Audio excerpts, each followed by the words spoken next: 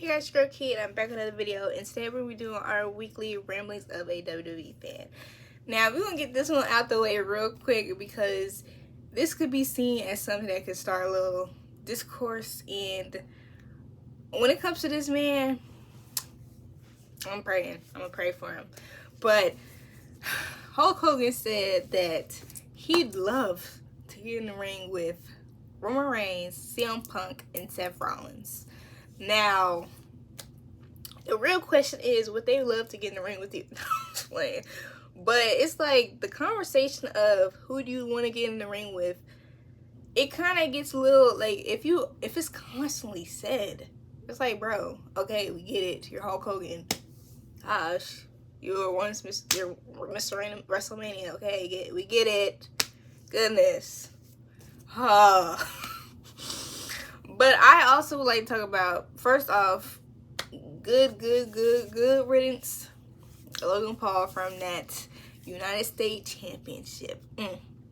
It just, the way it comes off my tongue, LA Knight is the new United States Champion. It's just so sweet. It sounds so natural. Now, of course, you had another one. You had Undertaker on Logan Paul's podcast, and this is not going to be like verbatim, but basically it's going to be Logan Paul made the U.S. title. Now, as somebody that probably does not care about wrestling but is a Logan Paul fan, sure, when you see that United States title, you're going to say Logan Paul. But that's just going to be his demographic that didn't know about wrestling. And I feel like we need to remember and recognize that WWE is worldwide of many ages, but Logan Paul, he has an age demographic. If I ask somebody about Logan Paul and they're of older generation, they're probably gonna not know who you're talking about. But if they're a wrestling fan, they're gonna be like, oh, the guy that held the U.S. title hostage. I do not think of Logan Paul when I think of United States Champion. I just don't. I think of Rusev, I think of John Cena, I think of Dean Ambrose, I think of Roman Reigns. But the last person I'm really thinking about when I'm thinking about good United States champion is not him. So I feel like you can give Logan Paul his props, sure, as a wrestler, but when it comes to that belt, I feel like that kind of leaves a bad taste in the mouth of those who are fans of WWE.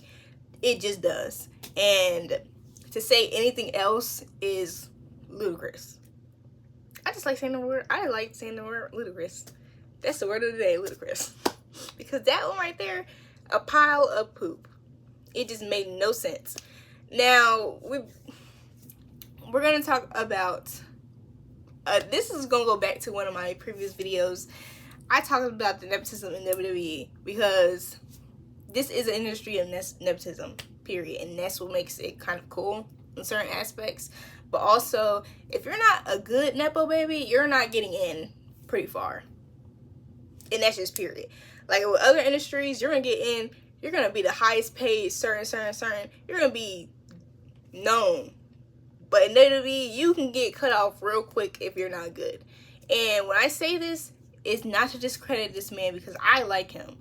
But it's to bring the question of, where is the real issue? Because the whole nepotism talks, it's just, I feel like when you think of nepotism talks in this internet community of wrestling fans, the whole circular talk will be about the bloodline, the Anoa'i and Fatu family. That's the real, if you're talking about nepotism, if those names are not in it, you might have a real conversation of nepotism. But if those names are the focal point of the conversation, you're not gonna get a real good conversation out of that. But Braun Breaker is a nepo baby. He got a belt. SummerSlam, had his moment. NXT call-up.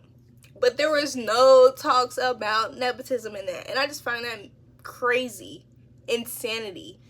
That y'all would say that.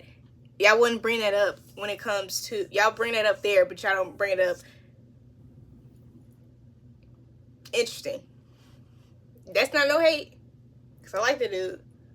But I peep game. I'm peeping it. Now, I feel like when it comes to whenever somebody from the Shield is doing great, very good, whether it be Roman, Seth, or Jon Moxley, the conversation of who is the best, who is the greatest out of the three will always come up. And I feel like it's kind of old because at the end of the day, they both bring certain things to the industry that are different. Now, someone may do something, change the industry, but at the end of the day, they're all great in their own ways. And we all like them for different reasons. And they all bring different things to the table. But it also is like, dang, it's not really comparable, but at the end of the day, we are not going to be glazing in this video at all. So, you're not going to hear that. Now, NXT is moving to CW, and maybe I'll start watching it again.